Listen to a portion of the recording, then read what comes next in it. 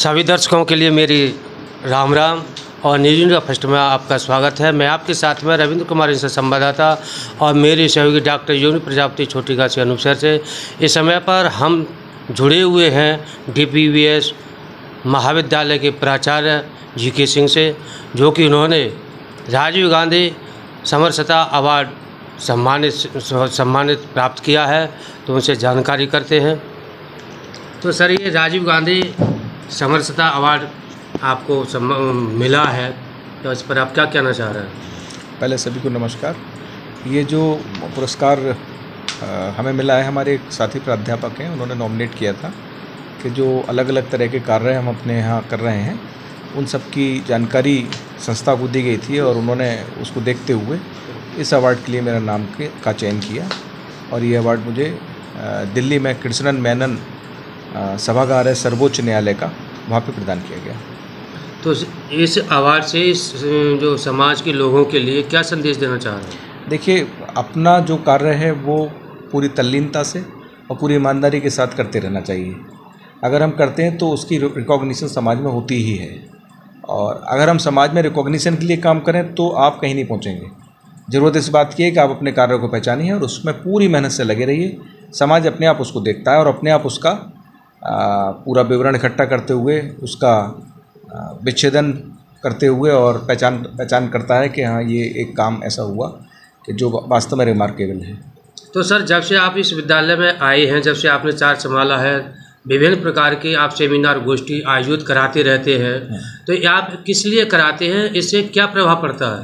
देखिए, यहाँ पे जितने भी प्राध्यापक गण हैं, मैं हूँ और हमारे साथ और भी लोग हैं, हम सब जो है बौद्धिक प्राणी कहलाते हैं, समाज के बौद्धिक वर्ग से आते हैं और हम लोगों का ये विशेष काम होता है कि जो भी समाज में घटित हो रहा हो उससे स्पंदित हों और सीखते हुए समझते हुए उस पर अपने विचार भी व्यक्त करें और बेबाकी से हम अपनी बात रखें। उसके लिए बहुत ज़रूरी होता है कि एक प्लेटफॉर्म हो हमारे पास। और प्लेटफॉर्म के रूप में अलग अलग तरह की संगोष्ठियाँ, सेमिनार और विभिन्न प्रकार के अन्य कार्यक्रम, वर्कशॉप्स हम कराते रहते हैं, ताकि हमारे सभी लोगों को और बाहर से बहुत सारे लोगों को जो विद्वत जन है उन्हें बुला के अपने समाज के लिए हम बहुत सारी बातों पे अपने विचार रख सकें, ताकि समाज उनको सीखे, समझे और उनके अनुरूप आगे बढ़ सके। तो सर, आपके कार्यकाल में ये विद्यालय आपका क्या प्रगति कर चुका है? देखिए, जब मैं आया था तो विद्यालय तो नो डाउट बहुत अच्छा है, लेकिन जो खास बातें हैं वो मैं आपको बताता हूँ। उससे यहाँ पे इंट्रोड्यूस किया जाए। इस साल से हमारे 8 कोर्सेज अभी शुरू हो जाएंगे, 2 कोर्स नेक्स्ट ईयर से हमारे स्टार्ट होंगे। तो एक तो हमने खास काम किया है। दूसरा, हमारे पास कोई भी कॉन्फ्रेंस हॉल नहीं था, उसके लिए हमने व्यवस्था कर ली है, हमारे पास कॉन्फ्रेंस हॉल है। तीसरे, कॉलेज की आमदनी बढ़ाने के लिए हम लगातार प्रयास कर रहे हैं अलग अलग स्रोतों से और उन पर विभिन्न क्षेत्रों में हम कार्यरत हैं। चौथे, हमारी ये भी इच्छा है कि जो महाविद्यालय है वो समाज में भी अपने स्तर से कुछ ऐसे काम करे जो लोगों से जुड़ने का मौका मिले, और उसमें सीधे सीधे हम अभी एक विचार हमारे दिमाग में आया था और हमने बात की, एक अनूप शहर @2047 नाम से श्रृंखला आयोजित करने जा रहे हैं। उसमें पहला शिक्षा जगत और दूसरा स्वास्थ्य है और तीसरा सफाई। इन 3 चीज़ों पे हम बात रखेंगे।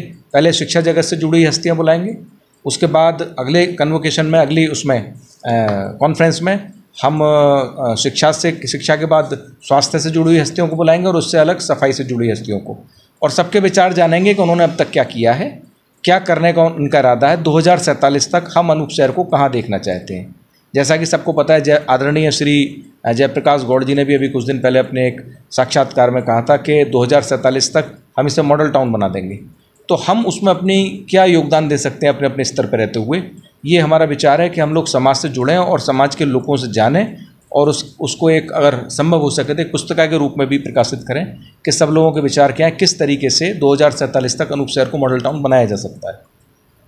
तो सर, जैसे आपकी मैनेजमेंट कमेटी आपको लिए क्या सहयोग प्रदान करती है? मैनेजमेंट कमेटी का ही सहयोग है जो आज हमारा कॉलेज लगातार विकास की तरफ अग्रसर है। मैनेजमेंट कमेटी की तरफ से कोई इस तरह की रेस्ट्रिक्शंस नहीं है।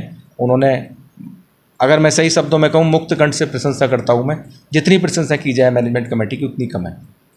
तो सर, जिस प्रकार से आप ये जो संगोष्ठी करते हैं, सेमिनार गोष्ठी करते हैं विद्यालय में, क्या स्टूडेंटों की शिक्षा पर कोई प्रभाव पड़ता है? नहीं, स्टूडेंट्स की शिक्षा पे प्रभाव नहीं पड़ता है, उसकी गुणवत्ता बढ़ती है। जी। जो हमारे सीनियर स्टूडेंट्स हैं, सारे स्टूडेंट्स संगोष्ठी में बैठने जरूरी नहीं है, मना किसी को नहीं होता है, लेकिन जो सीनियर स्टूडेंट्स हैं, चाहे वो एमए के हों या पीएचडी हमने स्टार्ट कराई थी, कुछ स्टूडेंट्स पीएचडी वाले हमारे यहाँ रहते हैं, तो वो स्टूडेंट्स अगर बैठते हैं और वो सीखते हैं तो उन्हें बहुत कुछ बातें पता चलती हैं, किस प्रकार से अपने विचारों को रखा जाए, व्यक्त करने का तरीका क्या हो, कैसे इतने सारे लोगों के सामने बोला जाए, ये सब बातें बच्चे यहाँ सीखते हैं और यही सिखाने का असली पर्पज़ हमारा होता है। तो सर, जैसे आप अभी गोष्ठी करते हैं विद्यालय में, क्या स्टूडेंटों की शिक्षा पर कोई प्रभाव पड़ता है? नहीं, स्टूडेंट्स की शिक्षा पे प्रभाव नहीं पड़ता है, उसकी गुणवत्ता बढ़ती है। जी। जो हमारे सीनियर स्टूडेंट्स हैं, सारे स्टूडेंट्स संगोष्ठी में बैठने जरूरी नहीं है, मना किसी को नहीं होता है, लेकिन जो सीनियर स्टूडेंट्स हैं, चाहे वो एमए के हों या पीएचडी हमने स्टार्ट कराई थी, कुछ स्टूडेंट्स पीएचडी वाले हमारे यहाँ रहते हैं, तो वो स्टूडेंट्स अगर बैठते हैं और वो सीखते हैं तो उन्हें बहुत कुछ बातें पता चलती हैं, किस प्रकार से अपने विचारों को रखा जाए, व्यक्त करने का तरीका क्या हो, कैसे इतने सारे लोगों के सामने बोला जाए, ये सब बातें बच्चे यहाँ सीखते हैं और यही सिखाने का असली पर्पज़ हमारा होता है।